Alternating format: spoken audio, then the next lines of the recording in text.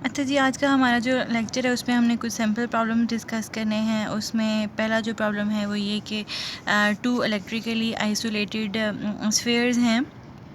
ठीक है, इसकी प्रॉपर स्टेटमेंट जो है वो आप चैप्टर नंबर 21 पेज 570 पे जाके देख लें। मैंने इसकी शॉर्ट सी स्टेटमेंट लिखी है। वो ये कि टू इलेक्ट्रिकली आइसोलेटेड स्फीयर हैं। एक है स्फीयर ए, दूसरा है स्फीयर बी। एंड स्फीयर ए जो है उसके ऊपर पॉजिटिव चार्ज है, स्फीयर बी जो है वो न्यूट्रल है। और इनिशियली जो है वो इन दोनों के दरमियान में कोई फोर्स भी एग्जिस्ट नहीं कर रही। और हमने क्यों फोर्स एग्जिस्ट नहीं करी, हमने ये सपोज कर लिया है कि these two charges are at a very large distance compare to their magnitude of charge on them, so that's why there is no force exist between them. तो फिर क्या किया, फिर वो इसकी स्टेटमेंट न्यूमेरिकल की स्टेटमेंट में लिखा हुआ है कि इन दो चार्जेस के जो हैं वो एक मेटालिक वायर के थ्रू कनेक्टेड हैं। इस तरह से देखिए मैंने मेटालिक वायर बना ली है। तो फिर क्या होता है कि चूँकि ये चार्ज इसके ऊपर नेट चार्ज ज़ीरो है, लेकिन इसके अंदर जो है वो नेगेटिव चार्जेस हैं ना, इलेक्ट्रॉन्स होते हैं एक दूसरे को क्या कह रहे होते हैं, पुश कर रहे होते हैं। तो क्या होता है जब यूँ ही उन्हें कंडक्टिंग पाथ मिलता है तो यहाँ इसके अंदर जो भी इलेक्ट्रॉन्स होते हैं वो मूव करना शुरू कर देते हैं। तो हमने ये सपोज़ किया कि -q/2 अमाउंट ऑफ इलेक्ट्रॉन्स जो हैं वो मूव करके तो स्फीयर ए की तरफ आए। तो क्या हुआ, अब चूँकि इसने अपने अंदर से -q/2 चार्जेस को निकाला है तो उसके ऊपर इतने चार्ज की डेफिशिएंसी आ गई। तो मैं इसे यहाँ पे +q/2 लिख सकती हूँ। ठीक है, क्योंकि इसमें से -q/2 चार्ज निकले ना, तो इसके पीछे कितने का डिफिशिएंसी आई, +q/2 चार्ज इसके पास रह गए। अच्छा जी, और अब जो है इसके ऊपर कितना चार्ज था, पहले Q चार्ज था। तो अब जो ये है स्फीयर ए जो है इसने -q/2 चार्ज को एब्जॉर्ब किया है अपने अंदर, तो इसका चार्ज पॉजिटिव चार्ज भी कम हो गया है। +q से अब चार्ज कितना हो गया है, +q/2 हो गया है। समझ आ रही है इस बात की, +q से चार्ज कितना हो गया है, +q/2। क्यों, ये पहले कम था और अब ये पहले ज़्यादा था और अब कम हो गया। क्यों कम हो गया, क्योंकि इसने यहाँ से स्फीयर बी से आने वाले नेगेटिव चार्जेस को एक्सेप्ट कर लिया है। ठीक है, इस वजह से इसका चार्ज कम। अब इन दोनों के ऊपर चार्जेस सेम हो गए हैं तो मज़ीद चार्ज का फ्लो जो है वो रुक जाएगा। तो अब हम इन दोनों के दरमियान में फ़ोर्स जो है वो निकाल सकते हैं फ्रॉम द कूलम ला के। Q1 Q2/r² होता है ना। तो सपोज़ कि इन दोनों के दरमियान में जो डिस्टेंस है वो a है, ये यहाँ पे a² है। q की जगह आप क्या लिखें, q/2। इसको सॉल्व करो तो ये सिंपल सी, this is an expression for force between the two charges. ठीक है जी। फिर इसी न्यूमेरिकल के दूसरे पोर्शन में ये कह रहा है कि अगर हमने ये जो दूसरा वाला चार्ज है, ये वाला चार्ज जो है ये था ना ए, और सॉरी ये था ए और ये है बी। तो कहता है अगर आप ए वाले स्फीयर को क्या कर दो, ग्राउंड कर दो, तो क्या होगा, तो मोमेंटरीली इसको ग्राउंड करें, मतलब थोड़े से टाइम के लिए ग्राउंड करें और आफ्टर दैट जो है इसका ग्राउंड से कनेक्शन ख़त्म कर लें और फिर बताएं कि इन दोनों के दरमियान में कितना फोर्स एग्जिस्ट करेगी। तो आप देखें यहाँ तक तो हमने पीछे पढ़ा था ना ये। तो अब क्या होता है जब आप इसको ग्राउंड करते हो तो ग्राउंड से क्या होता है, क्योंकि ग्राउंड आपको पता है जो अर्थ होती है वो एक्सेस, उसके अंदर वो ज़ख़ीरा है नेगेटिव चार्जेस का। तो उधर से इलेक्ट्रॉन्स जो हैं वो आके इसके पॉजिटिव कितने आएंगे, +q/2। चूँकि यहाँ पे है तो -q/2 इलेक्ट्रॉन्स आके इसको क्या कर देते हैं, न्यूट्रल कर देते हैं। तो नेट चार्ज इसके ऊपर क्या हो जाता है, ज़ीरो हो जाता है। ठीक है, तो अगेन इन दोनों के दरमियान में कोई भी इलेक्ट्रोस्टैटिक फ़ोर्स नहीं होगी, क्योंकि ये दोनों हमने एज्यूम किया हुआ कि दोनों जो स्फीयर्स हैं जैसे लार्ज डिस्टेंस पे पड़े हुए हैं compare to the magnitude of charges on them. तो ये बात याद रखें, किसी भी चीज़ को कोई भी चीज़ अगर उसके ऊपर एक्सेस ऑफ नेगेटिव चार्जेस हैं और आप उसे ग्राउंड करते हो तो नेगेटिव चार्जेस जो हैं वो ग्राउंड की तरफ आना शुरू हो जाते हैं और वो ऑब्जेक्ट खुद न्यूट्रल हो जाता है। लेकिन अगर उस ऑब्जेक्ट के ऊपर एक्सेस ऑफ पॉजिटिव चार्जेस हैं और आप उसे ग्राउंड करते हो तो ग्राउंड से फिर इलेक्ट्रॉन्स जो हैं वो उसकी तरफ अट्रैक्ट होकर उसको ऊपर जाके न्यूट्रल कर देते हैं। तो this is a very simple numerical problem. तो आप जो हैं वो इसको देख लेना जी। No electric force exist between two spheres.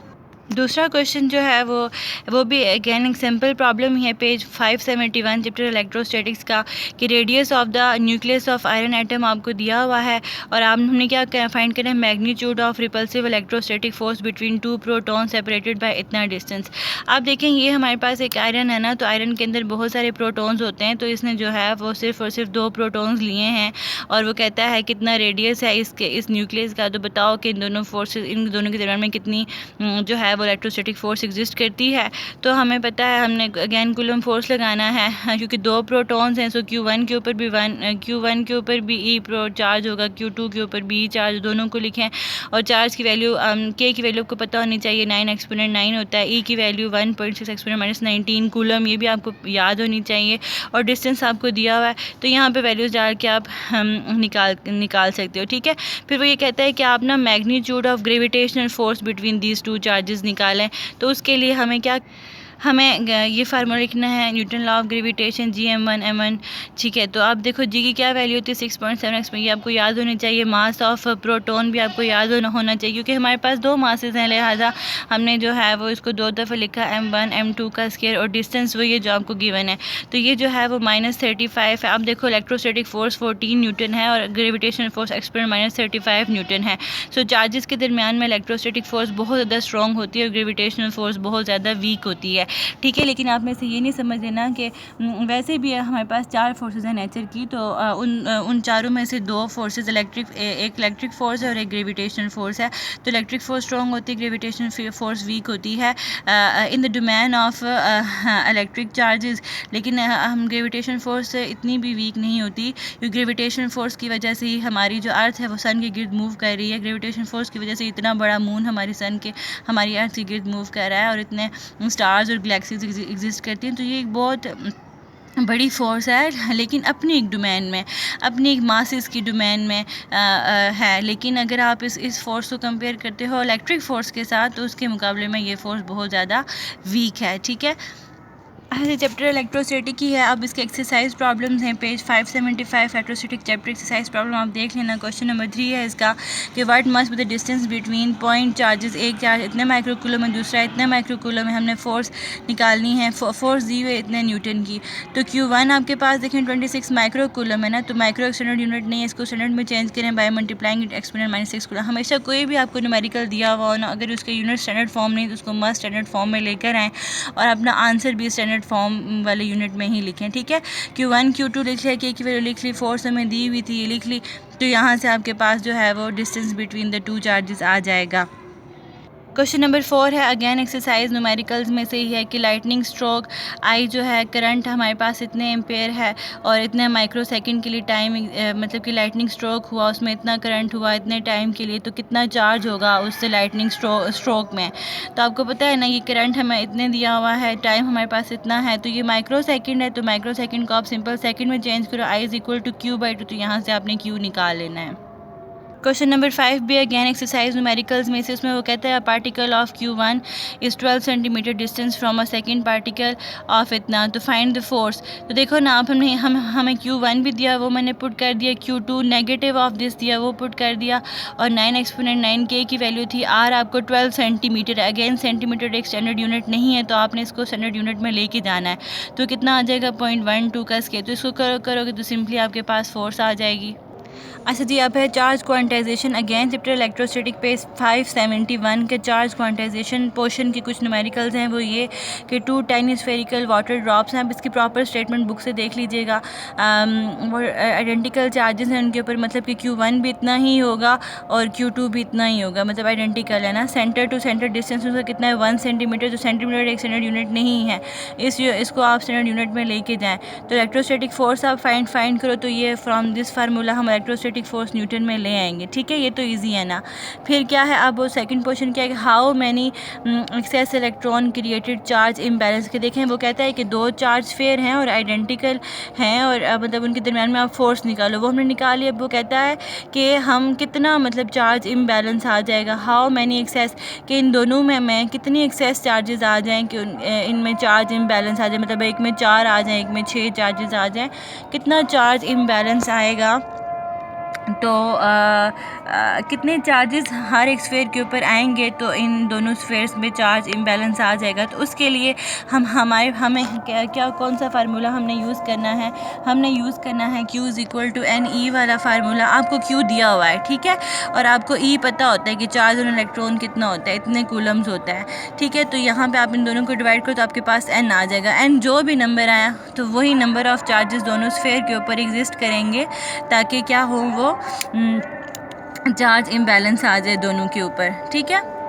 फिर है अगला न्यूमेरिकल, वही है 26 नंबर न्यूमेरिकल है। हमने इलेक्ट्रोस्टैटिक फोर्स फाइंड करनी है। एक हमारे पास सोडियम आयन है, एक हमारे पास क्लोरीन आयन है, ये सिंगली चार्ज्ड हैं। सिंगली चार्ज का मतलब है कि चार्ज ऑन Q1 कितना होगा, इतना, and Q2 is a charge on chlorine, it is again singly charge. तो आपने 1 × 10⁻⁻19 और साथ नेगेटिव साइन क्योंकि नेगेटिवली चार्ज है, ठीक है। डिस्टेंस बिटवीन देम हमें दिया और हम इन दोनों के दरमियान में क्या इलेक्ट्रोस्टैटिक फोर्स निकालें। तो अगेन के Q1 Q2 bye are square करो तो आ जाएगा, और नेगेटिव साइन चूँकि यहाँ से आएगा तो नेगेटिव साइन आपको ये शो करता है कि फोर्स क्या है, अट्रैक्टिव है। अच्छा, यहाँ पे आपको ट्रिक भी दे सकते हैं, आपको ये भी कह सकते हैं कि सोडियम जो है वो डबली आयोनाइज्ड है। अगर सोडियम के साथ डबली आयोनाइज लिखा हुआ ना तो फिर आपने यहाँ पे सोडियम को 2 के साथ मल्टीप्लाई करना है और जो भी आंसर हुआ। अगर क्लोरीन को भी कह सकते हैं कि डबली या ट्रिपली आयोनाइज्ड है, तो अगर ट्रिपली हुआ तो आप यहाँ पे इसको 3 के साथ मल्टीप्लाई कर देना। जितनी टाइम आयोनाइजेशन होगी उतने टाइम आपने चार्ज को उसके साथ मल्टीप्लाई कर देना है। यहाँ पे सिंगल आयोनाइजेशन थी, एक ही प्लस है एक ही माइनस था, तो मैंने यहाँ पे इसको सिंपल 1 × 10⁻⁻19 लिखा है, 1 × 10⁻⁻19 लिखा है, ठीक है। अच्छा, अब 27 नंबर न्यूमेरिकल है, ये भी उन्हीं में से ही है, आप देख लेना। एक्सरसाइज न्यूमेरिकल है HR के इलेक्ट्रोस्टैटिक चैप्टर का। मैग्नीट्यूड ऑफ इलेक्ट्रोस्टैटिक फोर्स हमें निकालनी है बिटवीन 2 आइडेंटिकल आइंस, मतलब कि Q1 Q2 सेम होगा, इतने डिस्टेंस पे हैं, उनके दरमियान में कितने न्यूटन है, सॉरी इसमें हमें फोर्स दी हुई है। तो कहता है कि हाउ फाइंड Q, हमें क्या चाहिए, हमें Q चाहिए। तो अगेन हमें R भी दिया, फोर्स भी दी हुई है, और कहते हैं कि आइडेंटिकल हैं, तो Q1 Q2 is equal to Q हो जाएगा, F is equal to K Q1 Q2 by R square आ जाएगा। तो यहाँ से आप लोग, हमें क्योंकि Q चाहिए तो यहाँ से आप Q की वैल्यू इस तरह से करके निकाल सकती हैं, इतने कूलम, ठीक है। अच्छा, अब हमने अगेन फाइंड किया करना हाउ मैनी इलेक्ट्रॉन्स, मतलब कि हमें नंबर चाहिए। तो अगेन आपके पास सिर्फ और सिर्फ अभी जो गिवन डेटा से जो इन्फॉर्मेशन है वो सिर्फ और सिर्फ Q की इन्फॉर्मेशन है, और हमें N चाहिए। तो आप Q is equal to N E वाला अगेन फार्मूला लगाएंगी। तो Q is equal to N E, आपको पता होता है कि 1.6 × 10⁻⁻19 कूलम होता है। Q जो है वो आप यहाँ से कैलकुलेट कर लोगी, वैल्यू इसमें पुट करेंगी, तो ये डिवीजन करके आपके पास नंबर आ जाएगा जो भी इसने कहा हुआ है कि how many electrons are missing from each ion to create charge imbalance, ठीक है। सो ये हैं आज के न्यूमेरिकल्स ऑफ चैप्टर इलेक्ट्रोस्टैटिक्स।